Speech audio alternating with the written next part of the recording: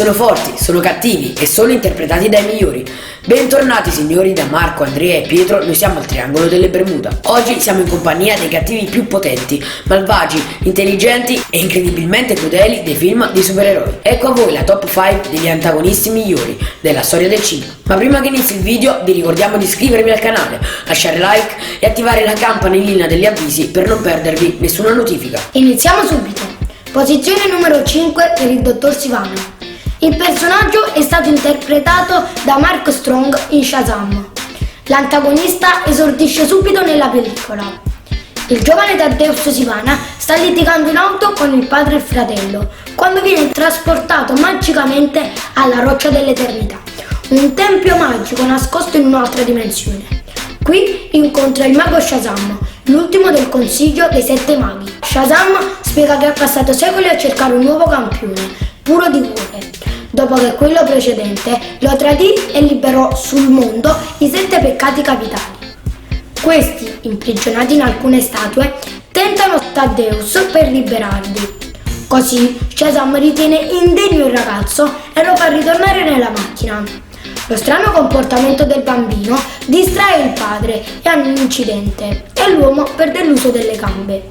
Taddeus viene accusato dal fratello dell'incidente, dopodiché, da adulto, decide di diventare cattivo e di essere la creatura più potente dell'universo, fino a quando Shazam non lo sconfiggerà.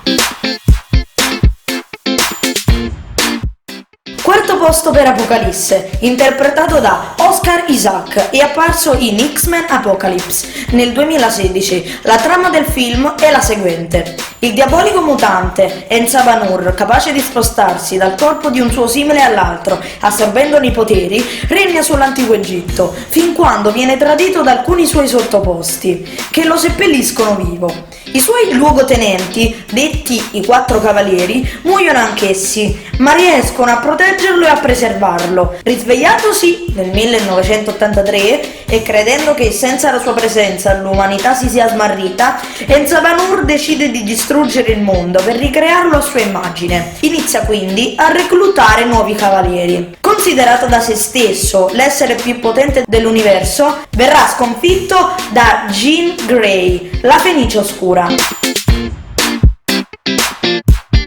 Siamo finalmente giunti al podio.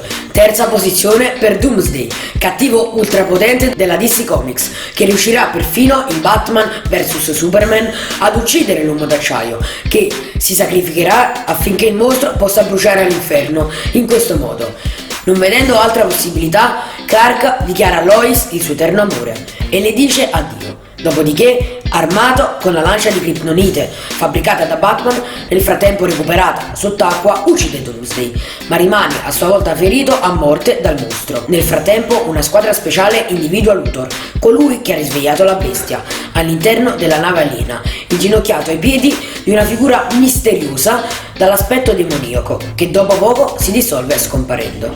Luthor viene quindi arrestato e imprigionato.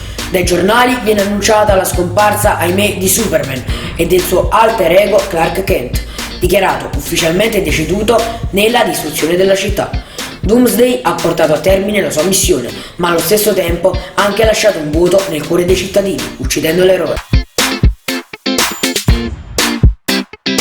Medaglia d'argento per Jean Grey, la Fenice Oscura, apparsa in vari film degli X-Men, ricordata però come cattiva in X-Men The Last Stand e nell'ultimo X-Men, Dark Phoenix. Nel primo film Jean è adulta, impegnata in una relazione con il noto eroe Wolverine. Portata al lato oscuro da Magneto, Jean riesce a mostrare appieno tutto il suo potenziale, che però la renderà anche omicida del Professor X. Verrà uccisa per sua richiesta da Logan. Nel secondo film, invece, Jean è ancora bambina e usa inavvertitamente la sua telecinesi, causando un incidente stradale dove muoiono i suoi genitori. 9 anni dopo la devastazione mondiale causata da Enzabanur, le azioni dei mutanti al Cairo hanno contribuito a mettere sotto una luce più positiva la squadra degli X-Men, che risponde a un segnale di soccorso di una navicella spaziale che viene gravemente danneggiata da un potente brillamento solare.